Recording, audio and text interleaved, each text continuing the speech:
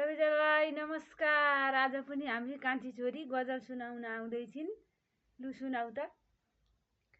कहाँ जान्छ खुसी सबैतिर खोजे, कहाँ जान्छ खुसी सबैतिर खोजे, नभेटेर आफ्नै मनतिर खोजे, नभेटेर आफ्नै मनतिर खोजे, दौडेर तुफान कहाँबाट आयो, दौडेर तुफान कहाँबाट आयो, भेटिन छहारी चारतिर खोजे, भेटिन छहारी चारतिर खोजे।